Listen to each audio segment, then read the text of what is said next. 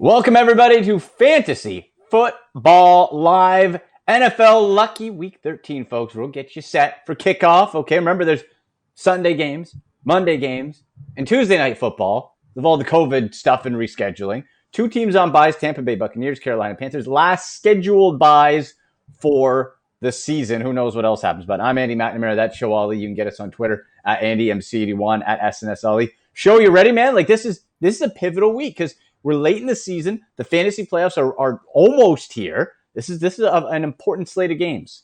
Yeah, I got my playoff beard ready for all the playoff games. Very excited. Yeah, Nice. People are now gearing up for the playoffs. Got their, hopefully you have handcuffs as necessary. Hopefully you have your lottery tickets, or maybe you're stashing a player. I just managed to stash George Kittle on the IR. The owner dropped him, so I put him on the IR. Maybe if I make it deep in the playoffs, maybe I'll have George Kittle available to me. So I think it's just that time of year where it's time to really think maybe a tad outside the box, whether you're going with stashes, or on the complete opposite, if you want to be really safe and get your handcuffs ready. Well, that's it. And speaking of handcuffs, Alexander Madison is out for the Minnesota Vikings. Dalvin Cook in bit of an ankle issue. Looks like he's going to be just fine for today.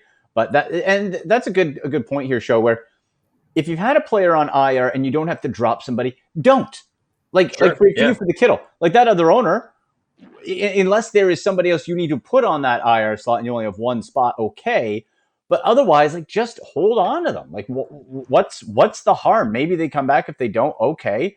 But if you don't have to use that spot, hold on to your stars. Like Christian McCaffrey, some people are like, he's not going to play. Okay, well, maybe he does. He's scheduled to play next week. That's a heck of a guy to get back for the playoffs. People who held Austin Eckler all season, that paid off in a big way last week, for example, right? 16 targets, 11 catches. It's just like, for example, I think a lot of people know not to drop studs like that, right? I think, for example, in my situation with Kittle, the owner was just ravaged with injuries, and he needed a tight end to play, and he already had a couple of guys because it's a couple of guys in the IR spot. COVID as well plays a part into that as well. So it's hard to navigate things this year because you add in COVID, but yeah, I totally understand.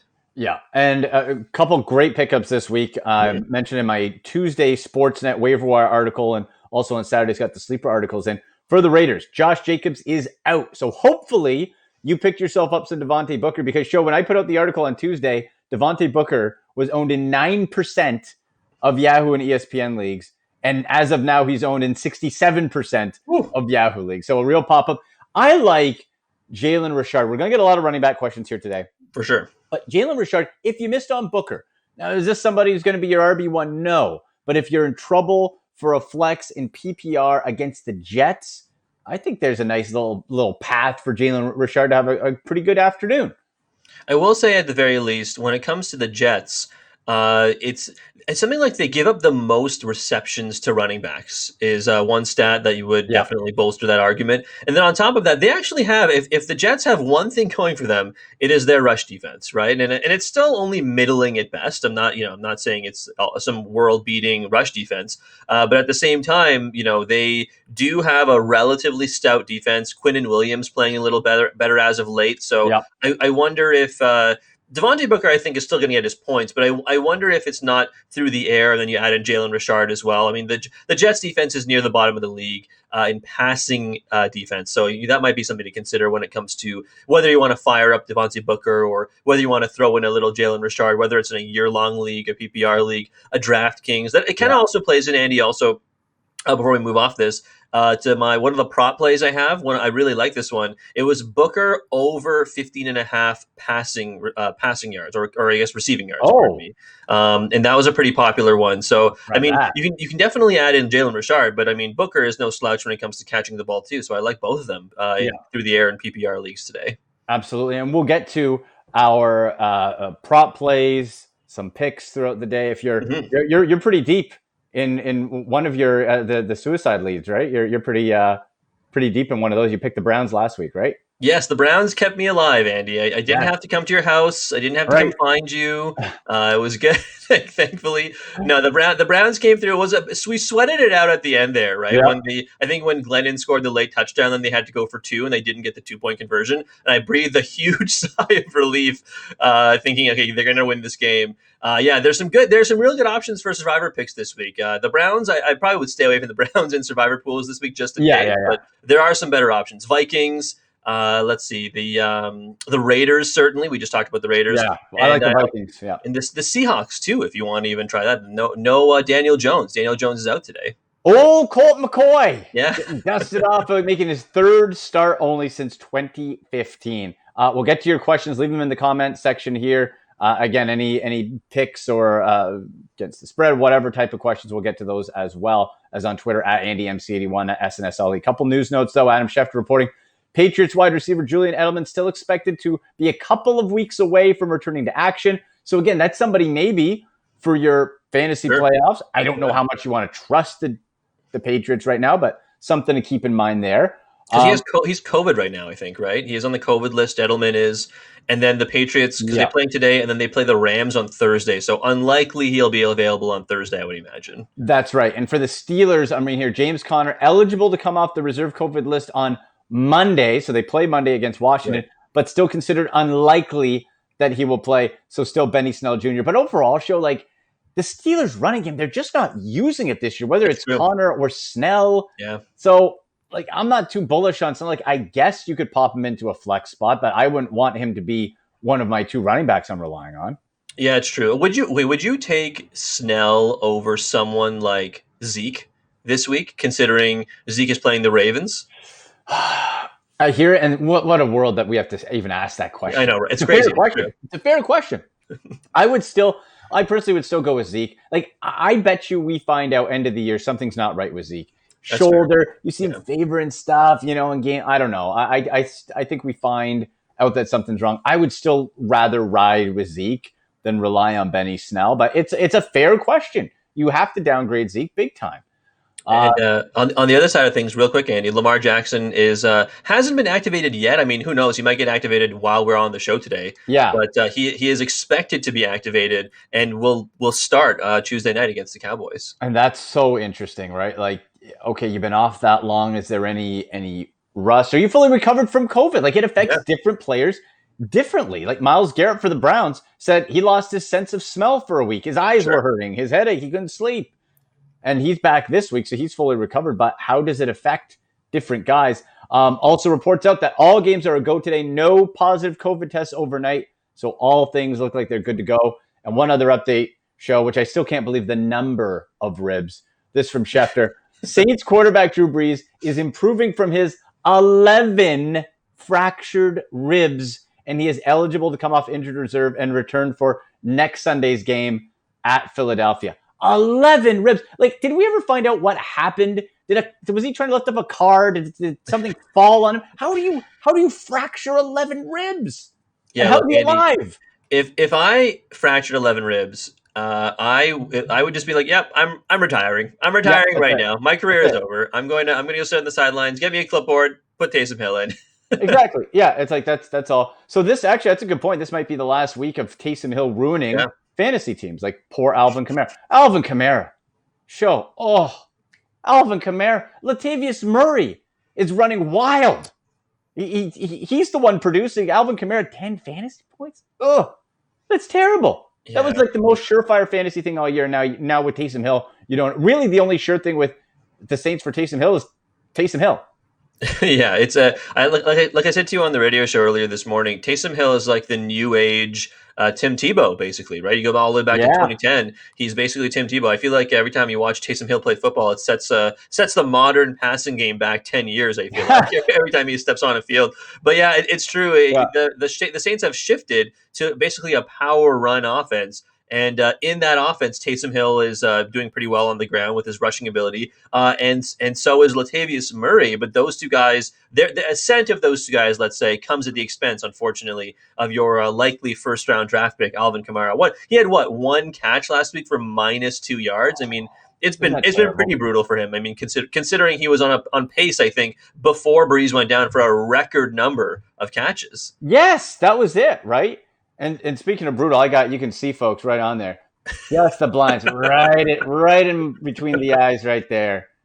Good Lord, I'm dealing with You need to move your that. house. You need to like I get don't a, know. It's right here. It must be just the time where the world is in the sun or something, right? Like it's the whole season. It's not like that. I either need cloud coverage or whatever. That's I true. don't know. I didn't even notice it until you pointed it out. So Right, it's right. Like I'm trying to perfect. avoid. It's right in between. That's okay. That's okay. We'll deal with it. Let's get to your questions here, folks. You can pop them in there. Let's roll. Week 13 fantasy football questions. Koala Bear on YouTube. Good morning, fellas. Good morning, Koala. Really need some help here. Who do you go with at RB2? Zeke or Gio Bernard? Again, what a 2020 question. Yeah. Well, Right. imagine that last year. It would have been like, are you nuts? Of course. I'm still going Zeke. Gio hasn't done squat for 3 weeks. I'm not blaming Gio. You got Brandon Allen. He's gotten less than 9 fantasy points in PPR, which is his bread and butter. 3 weeks in a row. I got to go with Zeke. Yeah, if it's tough, right? Because, like you said, Gio, you would imagine would have a slightly easier matchup, but the Bengals are playing the Dolphins, who have been one of the better defenses all year. So if that's the case, yeah, I mean, no, like even if Burrow was there, or even just maybe a slightly more competent quarterback, even if it wasn't Burrow, maybe you think Gio. But yeah, even against a really tough Ravens defense allowing the third least fantasy points to running backs in the NFL, you still have to go with Zeke, right? I mean, he may only be an RB2, but I feel like the perhaps let's say the ceiling is higher for Ezekiel Elliott than it is for Gio Bernard against the Dolphins. Absolutely. Of note, too, Adam Thielen returning to the Vikings this week. Right. From the COVID-19 reserve list. I mentioned before how Myles Garrett had couldn't taste or whatever. Adam Thielen had COVID. You said he had no symptoms the whole week. Right. So that's something else. That's what with this weird year show that it's not just the injuries, but it's COVID. But then it's also like if you can find out how it affected guys. So Adam Thielen was feeling just fine. Compare that to somebody who maybe was not feeling good and maybe it like Cam Newton got hit pretty hard, and you could argue maybe he hasn't even recovered from coming back fully from that. And it can wear you down that way. So I think that is noteworthy that Adam Thielen coming back, it looks like he should not miss a beat. Yeah, I mean, look, you look at other sports too, right? I mean, look at that pitcher for the Red Sox who was shut down for the year because he got like myocarditis or whatever the heart inflammation symptom disease is because of COVID. And then you had like Freddie Freeman, who I think went on to win the NL MVP award with the Braves, and he was like similar symptoms to Myles Garrett, right? The guys he couldn't see, and he was lying in bed, and he could barely breathe, and then so it's true, it affects everyone extremely differently. But yeah, Thielen back, hooked on a Thielen. We are on a Thielen. Well done, sir. Well done. Alex on YouTube. Must-win week for me, he says. Flex, full PPR, Zeke, Crowder, Perryman, Harris, or Zach Moss. Ooh, boy, for a flex. Okay. Oh, we've talked a lot about Zeke, Crowder, and Perryman. I feel that's a wash and a bit of a guessing game right now, Show. Like, boy, either one's going to be capped at 12 or 13. Damian Harris of the Pats. I think we cut out Zach Moss because Zach Moss is going to get you 8 fantasy points. Yeah, we cut out Zach. Next, I'm going to say out of that, I'm going to go Zeke. Just because Crowder and Perryman, I feel you're guessing at sort of which one could go. The Vegas defense is not good, but the Jets are terrible. So, and do I trust Damian Harris? I think I'm going to go Zeke, man. I don't feel confident. But I like him out of that group. I like him better than the rest. Yeah. Oh, yeah. You like Zeke? Oh man, I think it comes down to me between Zeke and Damian Harris because I think Damian Harris for sure has been one of the better running backs. He's been pretty efficient with his carries. You know what? I'll say Damian Harris in full PPR because Tony Pollard has eaten into Zeke's carries a little bit, and only because Alex has a little more options for Zeke versus our previous texter. So, I'm going to say Damian Harris, but by the slimmest of margins. Okay, we got Johnny Canuck on YouTube. Taysom Hill or Lamar Jackson? Ooh. Gosh. The ceiling is higher with Lamar. I'll put it that way. The ceiling is higher with Lamar. It's against the Dallas defense, but he's been off. How has his practice schedule been? Those Tuesday games make me nervous because if you're wrong, guess what? You're going to have an empty quarterback spot. Or you're going to have to desperately try to pick up Andy Dalton on waivers. Depending or Trace McSorley. Oh, boy. Give me Trace McSorley all day. Trace McSorley, Marquise Brown, Hollywood Brown, greater with Trace McSorley in the lineup. Apparently, yeah. I'm going to say Taysom Hill. Taysom Hill, I think we've seen enough where we know he's going to use his legs. We know he's going to run one in or two in. I think that I would go with Taysom Hill this week. Yeah, you know what? I have to make the same decision at the very least in the sense of activating Lamar Jackson off of injured reserve, like the COVID injured reserve on your fantasy team. I have to make the same decision later today. I think I would lean Taysom Hill as well if these are the two options. Like if you have a lesser option, I might go with Lamar Jackson, right? Because we know he's going to play. Will he be super efficient? Maybe not. But I mean, he is also playing the Dallas Cowboys defense. While they have been better as of late, they're still the Cowboys defense, right? So, I mean, how bad could it really be, even though Lamar Jackson has obviously had a down year by his standards? But yeah, Taysom Hill, like, you know what you're going to get with Taysom Hill, right? Like, you know you're probably going to get an interception at some point, probably. You know you're only going to get, like, 15 forward passes for like eight completions, but you also know you're probably going to get maybe 50 yards and a touchdown or two, right? And if that's acceptable to you at your running back position, or pardon me, your quarterback position, then I think you can fire him up. But if you're feeling a little riskier, right? Again, we use the words, what's your risk tolerance, right? If your risk level is a little higher, then maybe you might want to gamble on Lamar. Yeah, and it's versus the Falcons as well. So, you know, that's a nice little defensive matchup there also. Let's see, Estrada on YouTube for Marco Flex. Maybe. Hey, Marco, what's up? For Flex half PPR, Amari Cooper, Duke Johnson, Christian Kirk, Crowder, Kuti, or Edmonds. Amari Cooper, 100%. We've seen him, whoever the quarterback is for Dallas, he's still getting the targets. And he's still getting the catches. Is he where you want to be with Andy Dalton over Dak Prescott? No, but I think Amari Cooper is without a doubt the play here. Yeah, especially because it's half PPR, right? If this was standard, maybe I might go a different direction. Actually, you know what? Considering the options, maybe in standard, I'd still go Amari Cooper because, like you said, with the revolving door at quarterback, and again, through no fault of his own, he has been very consistent, right? I think it was something like he has reached at least 60 yards in every game this season except for two. And I think those two games were just complete implosions by the Cowboys. So, I mean, you can't really blame him for those ones. But yeah, he's been remarkably consistent. So, yeah, especially in half PPR, Andy Dalton's getting a little more comfortable. He's back from injury and from COVID, right? So he couldn't smell either. Yeah, that was another thing with him, right? He can smell. He can also taste, I think, right? That was another aspect of it. So, whatever. He seems to be back, at least for now, fully healthy. And as long as Dalton is healthy, I think you can feel good about Amari Cooper. I do like QT, though, Kiki QT for the Texans with Will Fuller getting suspended. Remember that. Right. Okay? Make sure he is not in your lineup. PED violation. So you have Cooks. Remember, Randall Cobb is also still on the IR. So you have QT, who was already taking over those Cobb snaps from the slot, now gets elevated further to the WR2 on that Texans offense. Cooks is going to get the main targets. Tough matchup versus the Colts.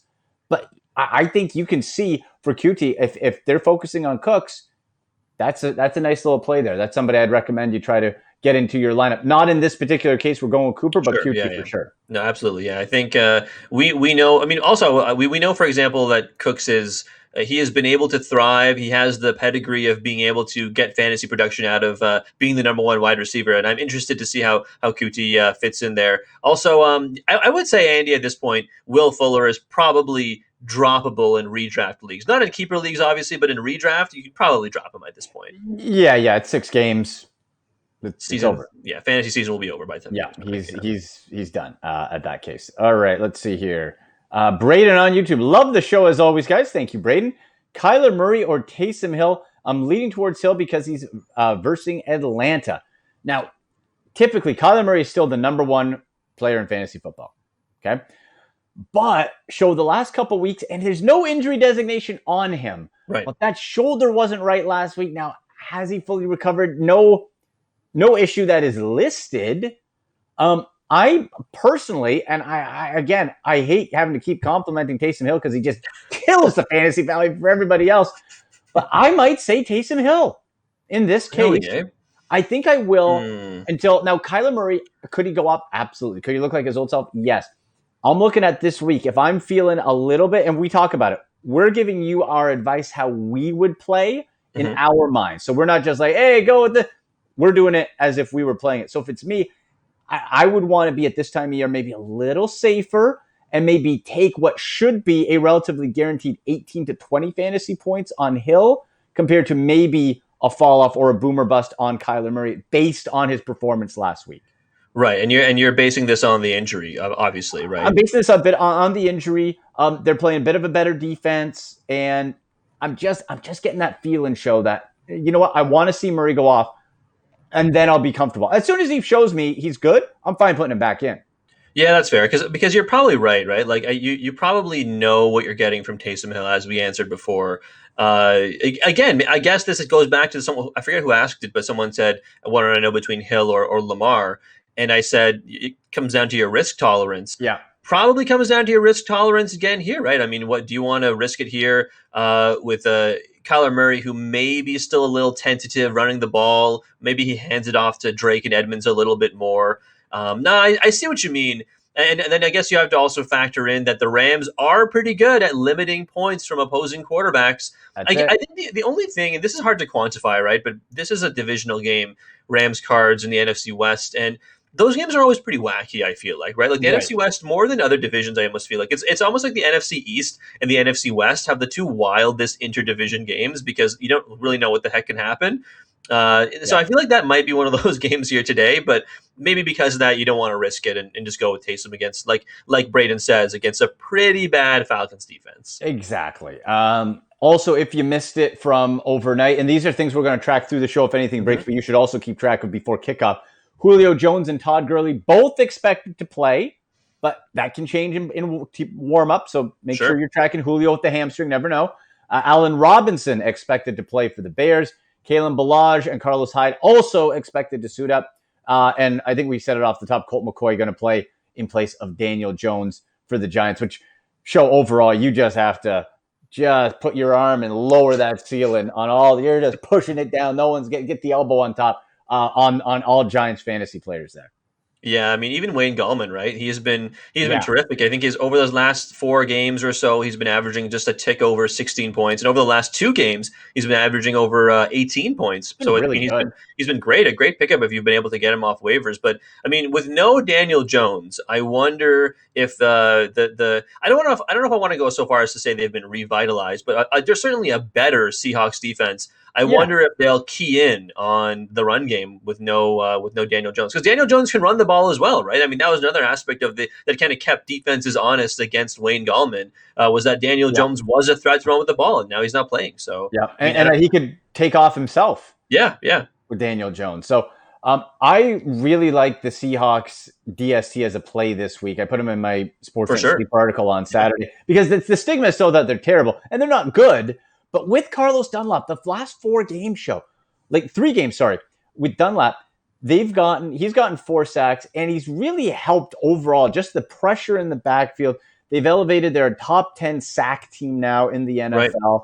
So it's a case where a good quarterback can still beat him. Colt McCoy, not a good quarterback. Great football name, though. Great, awesome football name. Like, there's no better football. Texas football name than Colt McCoy. Just a gunslinger. Love it. All right, let's see here. Kyle on YouTube. Noah Fant? I'm saying it with the question marks he put in. Hayden Hurst or Damian Harris? Flex spot. Okay. Oh boy, I just don't really want anything to do with the Denver Broncos today. I don't. I know we're getting Drew Lock back. He's been bad fantasy-wise, bad real life. 11 interceptions, Andy. 11 picks for Drew Lock over the last 6 games. Wow. 11. Do I trust him throwing to Noah Fant? Hayden Hurst was banged up a bit this week. I think where we're at really especially with the tight end spot, and then he puts Damian Harris as the flex. You don't have to do much to be a top 10 fantasy tight end. Like 7-8 points, you could be a TE8. I don't know what that. Yeah, it's true. It's not great. Out of that group, I think I might roll with. You know what? I might roll with Damian Harris. I might. Like, Hayden Hurst is second. I'm wiping out Fant. But for Harris, Sony Michel's back, but he didn't do anything last week, right? Like, I think I might go Harris there. What do you think? Yeah, it's crazy to say this, but I think Damian Harris might starting to be the person who takes over the Patriots backfield. Because I mean, for how many years have we been saying, avoid Patriots running backs because we don't know who will start in any given week. Yeah. But I mean, it certainly seems that the running back group, the coaching staff, Bill Belichick, etc., everyone seems to really like Josh McDaniels as well. Certainly, everyone seems to really like Harris. I would go Harris in this spot for sure, if only because Hayden Hurst has been good, and I think he is right now, but I think he is also essentially a lock to finish top 10, maybe even top 8 by the end of the season, given the dearth of other tight ends. But at the same time, the potential for him to bust is high. I mean, there's just a couple of weeks ago he got a goose egg, and they're playing a pretty decent defense in the Saints. So yeah, I don't know if I want to roll the dice in your flex spot for this. So I think I'd feel a little more comfortable going with Damian Harris. I'd say if it comes out in warm up and Julio, even though he's expected to play, tweaks something and right. doesn't play, maybe then that leapfrogs Hurst. But with Julio in the lineup, we've seen it before, right? The guy plays. If he goes, he's going to get 8 to 10 targets. Yeah, that's the thing. That's just what it's going to be. So maybe track that. But we'll say Harris as of right now. Joe on YouTube. Hey, guys, need a flex play for my full PPR league. I got Gio, Snell, Debo, Ayuk, or Myers trying to secure first in my league this week. All right, Joe, let's see if we can help you get that, man. Yeah. All right, I'm going to wipe out Gio and Snell right away. I'm done. We're not doing those guys. And for one, see, Debo and Ayuk, Ayuk is back from the COVID list. Debo really popped. I wonder if they sort of cancel each other out, but I think if I'm looking at it, Myers is the top target with Cam, but Cam's been real bad.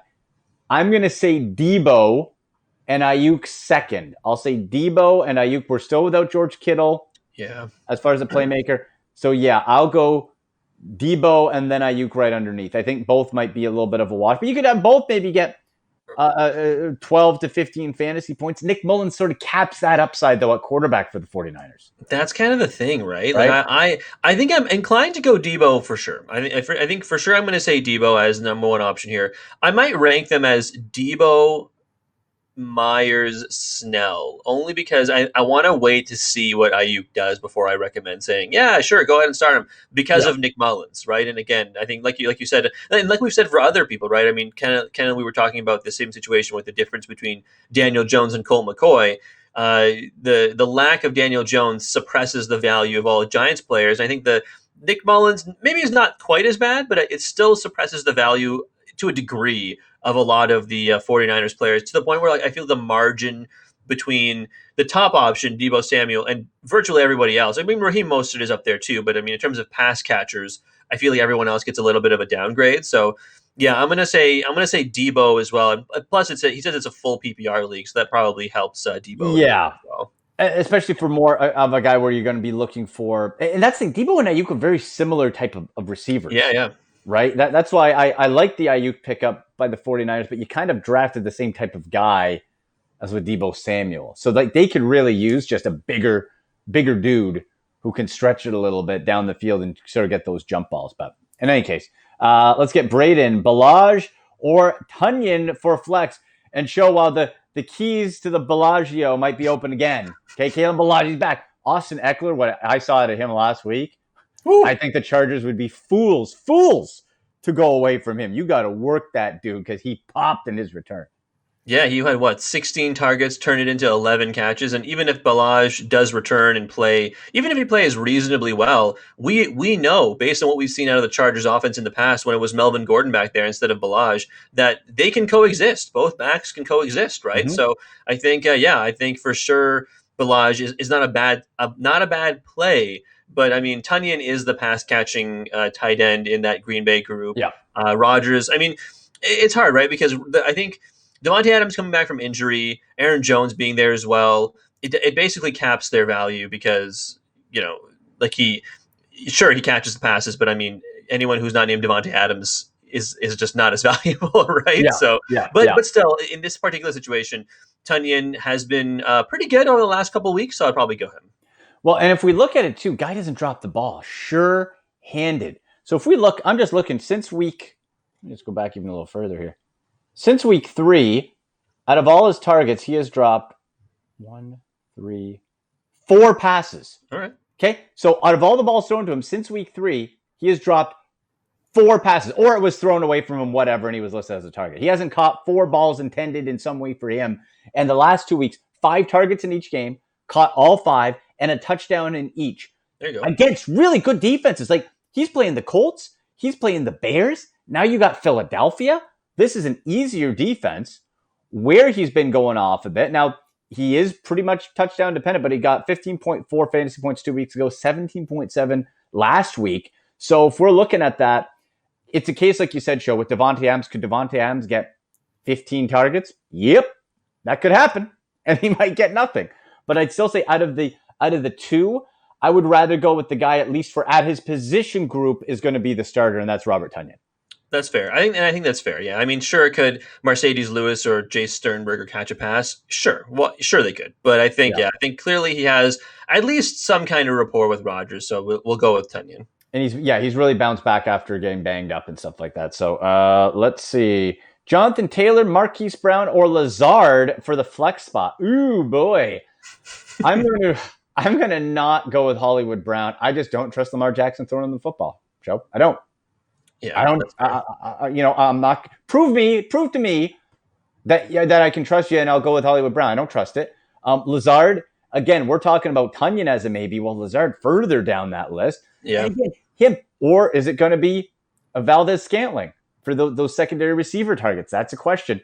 I'm going to say Jonathan Taylor back. We know Nyheim Hines has been the guy, but maybe fresh legs. Maybe Taylor gets a bit more of a look. It's dicey. You can make pros and cons for all 3 of these players. I'm going to say Taylor in the flex. Yeah, I'll go Taylor as well, just because I think he has the clearest path to fantasy points. Whereas, I mean, Marquise Brown, could he pop a long one even if Lamar Jackson does play? Sure, it's entirely possible. We've seen it happen. Or does he catch a pass, like one pass for a 5-yard touchdown in the red zone? Like, sure, I think that's also very possible. Yeah. But I mean, I don't know if I want to bank on it. It's even against the Cowboys defense, right? And I mean, sure, Jonathan Taylor coming back off the COVID list, like you said. Wilkins and Hines are obviously still in the mix. Hines more so, but I mean they are playing the pretty bad Texans, and the Texans have as bad as their pass defenses, the rush defense is pretty bad as well. So I'm not saying to expect huge things from Jonathan Taylor, but I think you can at least see how he might get you maybe 7 to 10 points over someone like Marquise Brown or Allen Lazard. Yeah. Let's get to a tweet here. Again, you can send your questions in the comment section below, whether you're watching on YouTube, Facebook Live, Twitch, or on Twitter at AndyMC81 at SNSLE. Got one from at Isles fan in MTL. So a New York Islanders fan in Montreal. Oof. It's a rough situation. Half PPR. It says half PPR, win, and I'm in. T.Y. Hilton or Sterling Shepard. Oh, man. Oh, boy. Half PPR, he said? Half PPR show. That's tougher than being an Isles fan in Montreal. That choice right there. That's brutal. Listen, T.Y. I know people start getting a little excited. T.Y. Hilton, he had a good game. His first good game in over a year. I'm not biting on that yet. You got to start stacking a little bit for me, T.Y. But Sterling Shepard with Colt McCoy, I think there's better options for you. I think there's better options. So, MTL Isles fan, I would say, look to the waiver wire. Is Kiki QT available? Okay. Is Nelson Aguilar available? Those type of guys are still pretty widely accessible in most leagues. I would say, I guess T.Y. Hilton out of that choice, but I would look to the waiver wire and see if you can do better. So I think you probably can. Oh, man, yeah. I think because of the matchup and because of who's throwing him the ball, Rivers has been a lot better in the last 5 or so games. Now they're essentially playing a Texans defense that was already 22nd against the pass. And then you add in, they just lost their top cornerback, Bradley Roby, to a suspension. Yeah. Right? So maybe that opens things up more for Michael Pittman. But I mean, like you said, T.Y. Hilton did flash, caught his first touchdown since last season. Last week, which is wild to say, considering T.Y. Hilton used to be someone who you draft in like the 2nd or 3rd round when Luck was there, right? But yeah, I mean, I agree that it might be fool's gold, but of those 2 options, it's more attractive than hoping that Colt McCoy gets the ball to Sterling Shepard. Yeah, I don't want to be banking on that at all. Okay, let's see here. Sean on Facebook, will the Jets get their first win? Now, here's my automatic saying would be no. Would be no, yeah. But for what it's worth, take this for what it is, Derek Carr with the Raiders is 0 for 3 when playing in New York versus the Jets. Now, he hasn't played a Jets team this bad. You can make the argument cross-country trip, but they did go into Cleveland cross-country and won earlier this year. They'd be looking, I would think, at a little bit of revenge after getting stomped on last week. I don't think it's this week. The Jets getting their first win. Yeah, I don't think it is either. I'm going to look at their schedule while you talk. Yeah, I don't think the Jets want to win as long as the Jags are only one win ahead of them. Right? Like if the Jags pick up one more win, maybe they say, okay, go ahead and like try your heart. Not that they're not trying, but you got to think that there's some part of this team that is not playing up to its full potential. I mean, it's never fun to go winless, obviously, and maybe players get demoralized by that. But yeah, I don't know. It's just I don't think they'll go winless personally. I do think they'll win at some point this season, but I don't think it's going to be against the Raiders. Right? This is a team that beat the Chiefs. They do play up to their competition and then also down to their competition, the Chiefs. It really feels like that sometimes. But there hasn't been a team this bad when it comes to the New York Jets, maybe in a couple of years. Well, I'm just looking at the Jets' schedule when it comes to other wins you could project. So they have the Raiders this week, in Seattle against the Seahawks. Nope, not winning that. In LA versus the Rams. Nope. Hosting the Browns, and then they finish the year in New England against the Patriots. Gosh. Boy, if I'm looking, this Raiders game might be the most winnable game. Yeah, geez. I mean, it's possible. It's possible the Patriots might have nothing to play for. Maybe they at the end of the year, maybe they don't have. Maybe that's a possible area for a win. They go 1-15 division game. You know what I mean? Yeah, the Jets very narrowly lost the Patriots early this season. And funnily enough, that Patriots game against the Jets was my survivor pick, and sweated out that game, man. Oh, yeah. That game was close. Yeah. Nick Folk would walk off winning field goal, basically. So, yeah, the Patriots don't inspire confidence, I think, for a lot of people. But yeah, the Jets are also a really bad team. Yeah, let's just say this: I wouldn't be placing money at any point this year on the New York Jets. No. If you want to donate your money instead, you can just send it to Show, and I will gladly take it for you. Okay. Yeah. What will you give the listeners if the Jets beat the Browns at the end of the season? What do we all get? A jar of my tears. That's what you'll get. You'll get a jar. I'll squeeze into a water bottle and you can have it. Andy's tears. I'll boil them. I got fresh tears. Gosh. All right. Oh, God. I don't even want to think about that one. David on Facebook. Taylor or Hines, the go-to today for Indy, and it's a PPR league. So we just said Taylor is back. Right. Hines has been the go-to guy. Now, he's been a little up and down, Joe. It's been like either 20 fantasy points or like 8. It's a real tricky situation. You also have to sprinkle in the Jordan Wilkins, who he could ruin your day at some point. Yeah. I would still say if I'm looking at the two, it just looks like there's more comfort with Hines right now. Taylor has fresh legs. I don't like the situation, but I'll go towards Hines because he just simply has been the more favored back.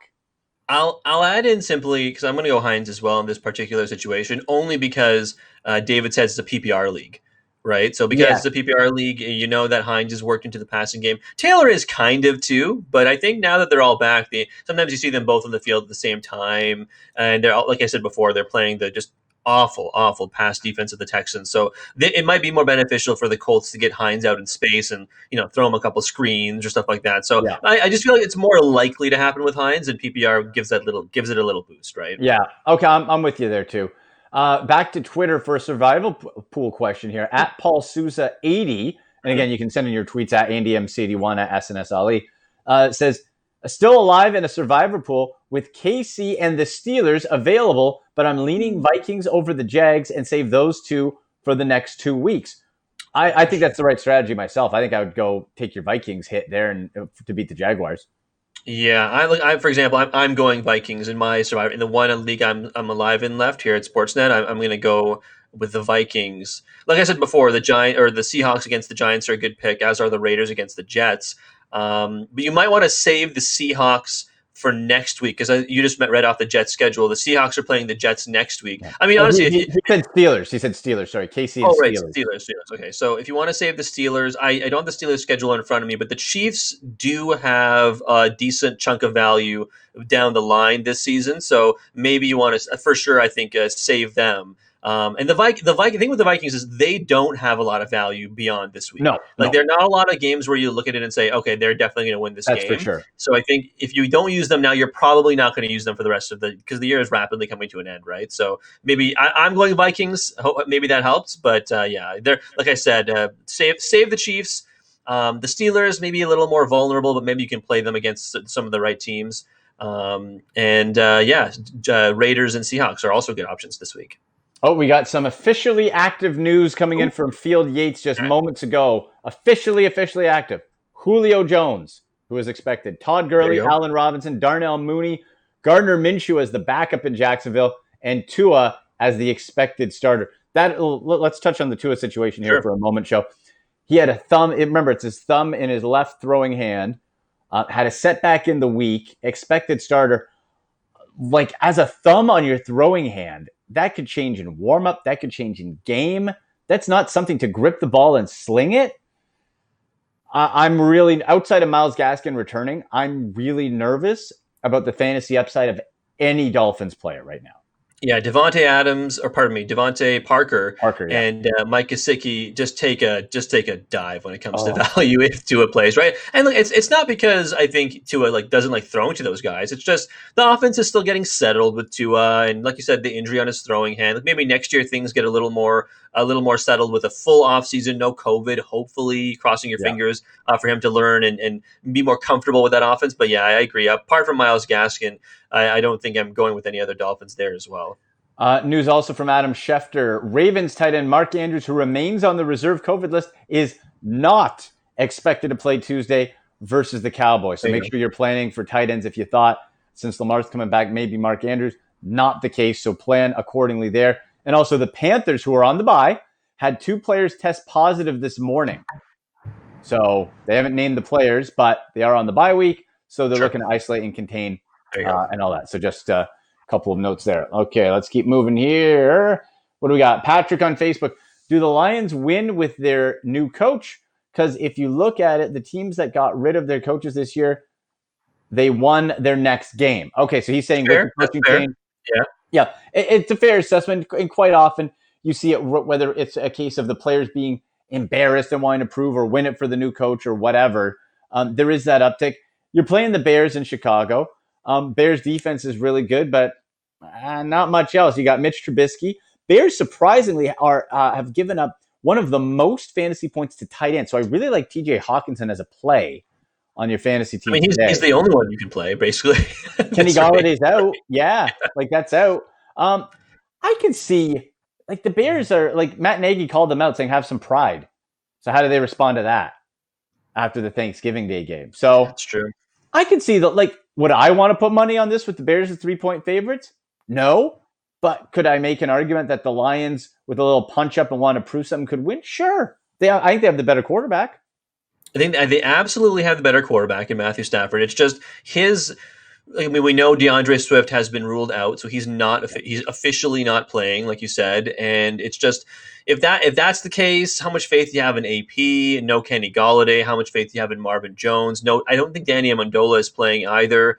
So how much faith do you have in someone like Quintez Cephas? Right? I think Marvin Hall is even on the roster anymore. I don't think so. Right? It was something like he got cut or he got demoted to the practice squad. I think. Marvin Hall, so. And he had a good little game. Let me just you're right. I remember seeing that. I liked Marvin Hall a couple weeks ago too. I think you're right. I think the most consistent option on the Lions offense right now with no Swift is TJ Hawkinson. I think the Lions will win. I just don't think it'll be against the Bears, right? I think you look down the rest of the season, there are very winnable games for Detroit. It's just the Bears at home. I know home field advantage doesn't necessarily mean all that much these days, but still, I think I'm going to go with Chicago on this one.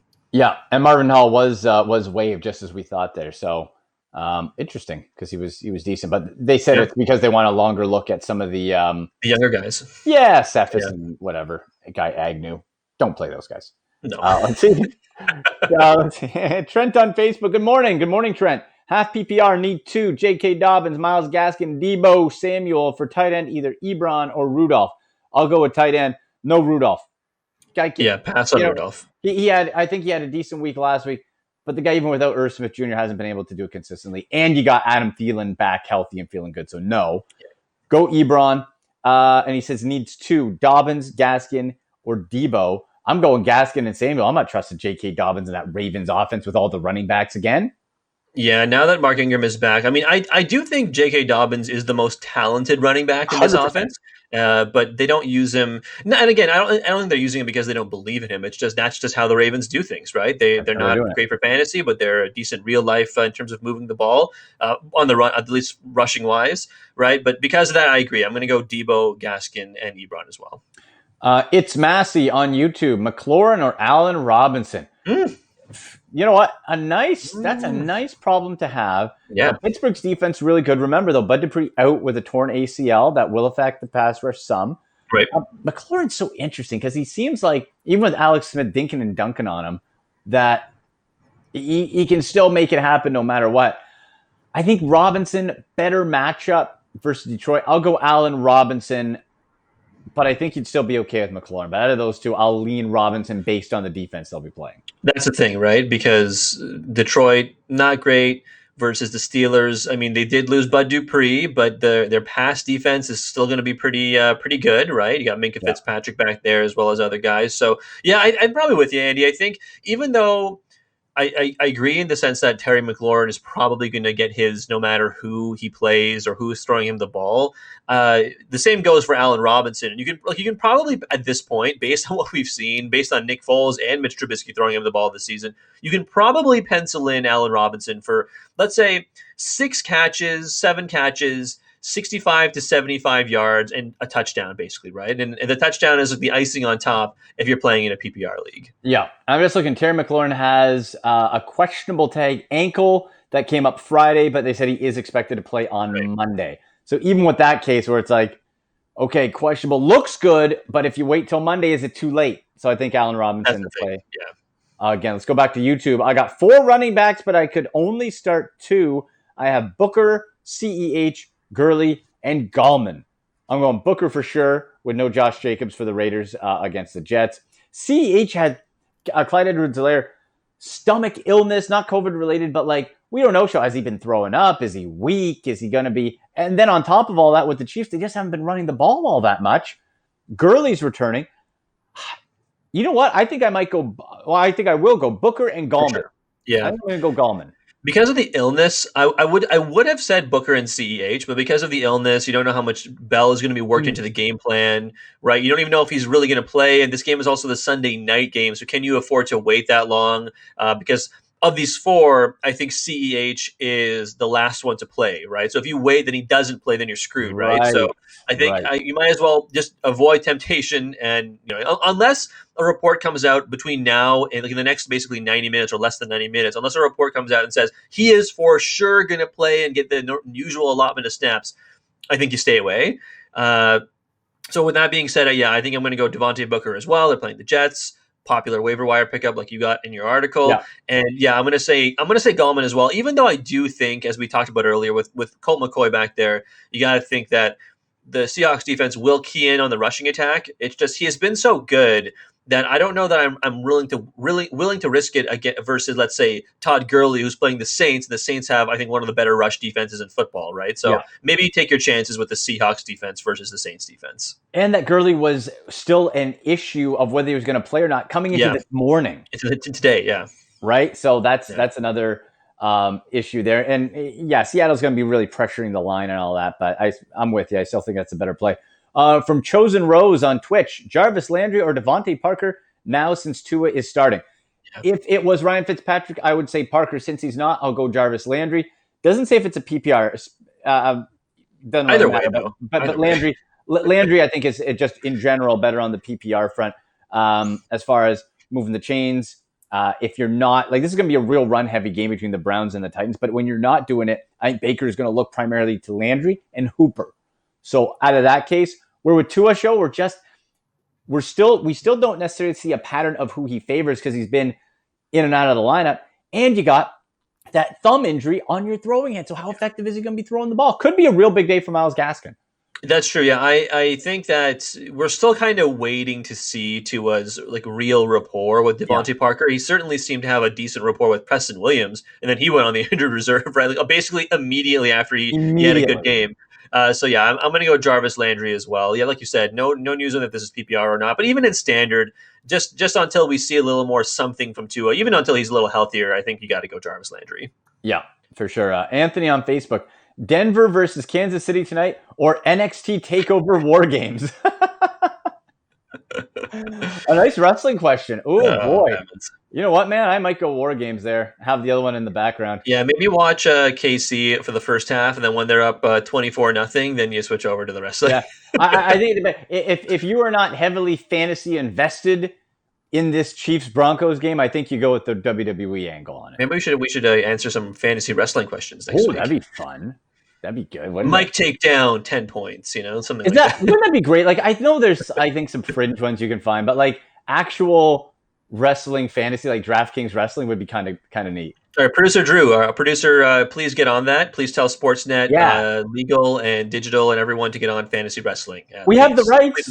Yeah, it's true. We do. We broadcast wrestling. It's true. Come on. It's funny. Let's go. That'd be really cool. David on Facebook, who is the DraftKings hidden gem for today? Excellent question, Dave. Now, I'm going to make sure I got my salaries right here. I think a couple hidden gems, Kiki QT, I think is absolutely. Let me pull up here. Yeah, $3,500 for QT, elevated to the WR2 spot with Will Fuller out. I think that's an awesome play. Also, I think somebody else in your flex for DraftKings, if you get them in there, and again, I just want to make sure I have the salary right. I like Jalen Richard at 4,000. Okay. I think that's a nice little play. And that was the other one. Tight end Anthony Firkser. Okay, Firkser for the Titans. $2,500. That's your steal of the day, man. That's a good one. That's your steal. Jonnu Smith is out injured. Last time he filled in for Smith was in week 6, and that's where he went off. I'm just going to make sure I got the numbers right. Yeah, he went up for 113 yards, 8 catches, and a touchdown for 28.3 fantasy points. And the Browns have given up the second most fantasy points to tight ends this year. So I think Firkser's your deal of the day on DraftKings. $2,500 for a starting tight end show. Why not? Yeah, you can do a lot worse. That actually ties in pretty nicely to one of my other prop bets. I mentioned the Devontae Booker receiving prop. Yeah. It's funny because this one is literally just Firkser over under 0.5 receiving touchdowns. So you're basically betting on the over if you're taking that, and I'm taking the over. You're basically just betting that he'll catch a touchdown at some point today, and I think he probably will. Right, chances are high. Right, and it was a plus bet at the time, and maybe that line has moved slightly, because Jonnu Smith has been ruled out. But all things considered, you could do a lot worse than both DraftKings and betting on someone like Anthony Firkser. For sure. All right. Joseph on YouTube. Damian Harris, Gurley, Gallman, pick 2. 2. Ooh, boy. I might go Harris Gallman. That's what I was going to say. Yeah. Like Gurley, fully healthy, I would go Gurley. But the fact that he was just ruled in officially today makes me a little nervous. Yeah, right? It's just he's been dealing with. We know he's been dealing with the chronic injury, which is why he's not on the Rams anymore. With the kind of arthritic type knee, and just in the past when that's flared up, the week he's come back, he has not been necessarily successful. And then on top of that, they're playing, like we talked about before, a Saints rush defense that is pretty good, right? So I think I'm not super bullish on Gurley this week. No, let's go. Jim on YouTube. Running backs are Eckler, Robinson, Gallman, Taylor, Edwards-Helaire, Harris. You have 7 running backs. Wow. And wide receivers are Diggs, Brown, and Robinson. Need to start 2 running backs, 2 wide receivers, and a flex. So we need 5 players here. Let's start with the running backs here. Eckler for sure, right? We're getting Eckler in there. Taylor, Edwards-Helaire. I assume Robinson is James Robinson. Yeah. Right? So I feel like you got to start him. Yeah, okay, so running backs we got Eckler and Robinson done. Now he needs 2 wide receivers. Diggs for sure. Yep, agreed. I'd still think AJ Brown, honestly. Like, he is their top target. I know you like Corey Davis, but I think that AJ Brown has been one of the most efficient receivers in the entire NFL. If they threw the ball to AJ Brown like 2 to 3 more times a game, he would be the best receiver. Like, in terms of fantasy points, he probably would be the best receiver in the NFL based on his current production base, essentially. And the better quarterback. Like, there's Ryan Tannehill, since he took over last year's show for Marcus Mariota in week 3, has a 45-9 touchdown to interception ratio. Yeah, that's wild. That's crazy. Yeah. It's a better quarterback. Okay, yeah, let's go that. And then he needs a flex. So you're basically picking the flex from Gallman, Taylor, CEH, Harris, Robinson, like Allen Robinson. Yeah, I think I'll go Allen Robinson For the flex? in the flex. Yeah, you know what? I will go. He doesn't say if this is PPR or not. If No. this is PPR, you know what? Actually, doesn't matter. I think I might go. If it's PPR, I'll go Allen Robinson. If not, I'll say Damian Harris. Wow. Yeah, Okay. I'll yeah. go Robinson for sure on the flex. Josh on YouTube. Hey guys, first round of playoffs today. Ooh, early There you go. playoff start. Should I go with Devontae Booker, Ayuk, or Claypool for flex? And for my tight end, Fant, Rudolph, or Andrews, who's still listed out. Well, we just told you. Interest. Yeah, Mark Andrews is officially out, so you're wiping him out. Let's see. I'm going to say, you know what, man? I'm liking Booker over Ayuk and Claypool. I just think, again, we look at who is going to get the starting reps. That's when it's close. This is what I always go to. Who's the starter? Who's going to get first look? So if it's going to, for running backs, who's going to get first touches? It's going to be Booker. Where with Claypool, could be Juju or Deontay Johnson ahead of him. For Ayuk, it's probably going to be Debo. Sure. So doesn't mean any of them are going to have a bad day, but I think Booker is the play there. And then tight end, Fant, Rudolph. Oh, maybe he looks to see if Ferkser is available. there you go. Just solved your problem. Boom. See if Ferkser's available. Yeah, go get Ferkser. I also kind of like Trey Burton as well. I'm digging Trey Burton a little bit, but I like Ferkser better. You would feel better at least with even with Trey Burton over over Fant and Rudolph. Yeah, I would. Josh, yeah, take a look. See if they're Ferkser is still pretty widely available, so see if you can get him. Carl on YouTube. Let's see. Bobby Trees, Cooper Kupp, or Ty Lockett in non-PPR. Devontae Adams is starting. Ooh. Who do I pair with him? Gosh, gotta go. I mean, as much as I love Tyler Lockett, I feel like you have to go with Robert Woods, right? Yeah. You know what? When we look at between him and Kupp, like last year was sort of reversed. Woods has been far more the consistent fantasy producer. Mm-hmm. I like that nickname, Bobby Trees. That's funny. Good job. Be honest. You read that, Andy. Be honest. You read that initially. You were like, "Who is this?" I don't know. I'm like, Bobby. I thought it was a kicker question at first. I knew it. I looked at your face and I'm like, he doesn't know who Bobby this Trees. is. I'm like, Bobby. I thought I was like, is this a kicker I'm not aware of? Yeah, Bobby Trees. I do like that. Well done, Carl. I think we're going with Woods. Yeah, you got to go Robert Woods there. Look, Kupp has been great, and I do expect Tyler Lockett to have a good game, especially if James Bradbury gets locked up with DK Metcalf. I mean, DK Metcalf's probably still going to have a great game either way, but I mean, if that's the case, if Bradbury's falling around Metcalf, who the heck is falling around Tyler Lockett, right? So I got to imagine Lockett's also going to have a decent game, but yeah. I just think the most attractive option for sure is Robert Woods, despite Goff's struggles, if only because they're playing the Cardinals, and the Cards defense just isn't that good. No, I think we rank them Woods, Lockett, Kupp in that order. Yeah, agreed. Out of that. Okay, let's do that. Okay, so you know what? We got time just for a couple Survivor Pool picks and prop play show. Yeah, let's do it. We want to get those in. Sure. So I'll reiterate the Survivor ones from the beginning of the show. We mentioned it already. The Vikings are playing Jacksonville. I'm taking the Vikings this week. I expect to have to sweat it out, but still, I think the Vikings will, be it through Dalvin Cook or Justin Jefferson or Adam Thielen, they will win this game. I'm really confident. Raiders over the Jets. Maybe there's some bust potential there, but the Raiders I still really like as a Survivor pick. Plus, like we mentioned before for that Jets question, the Raiders don't really carry a lot of value for the rest of the season, so this might be the place to use them if you haven't. And then if you don't want to use either of those two, the Seahawks over the Giants, I think is our good play. But maybe you might want to save the Seahawks if you do make it through this week for next week, as the Seahawks play the Jets next week. Right. Also, if we're looking at spreads here, Miami is a 10-point favorite over the Bengals. With Fitzpatrick, I would have taken it. With Tua with a busted thumb, I might take the Bengals to cover. Ooh, all right. Not to win, but you're telling me 10 points? I don't know if I want to spot Tua 10 points with a bad thumb on his throwing hand.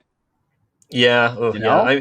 I would stay away from that game if I'm being honest, from a betting perspective, just because, yeah, like you said, I have no idea what that game is going to look like spread wise, but I could very easily see it being a lower scoring. Maybe the best play for that game might be to take the under for the over under perhaps, which is at 43. Yeah, you know what? I'll take under on that one and Bengals to cover.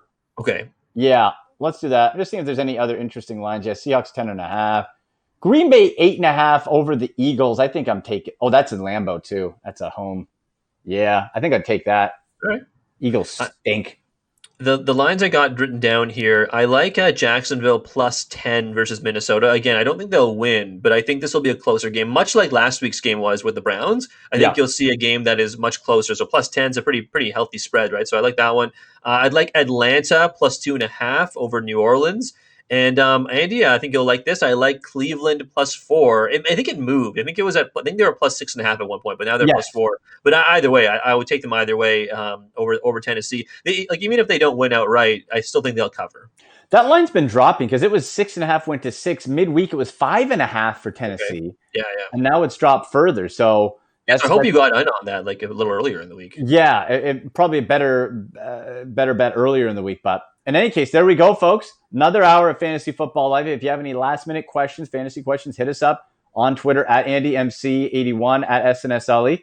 And Shoaib, we'll see everybody here next week for Week 14. Yeah, and again, if you want to text us, Andy and I are going to go answer the people's text line. So if you so choose, you can also text us at 590-590. There you go. So for producer Drew, for show, I'm Andy. You've been watching Fantasy Football Live on Sportsnet.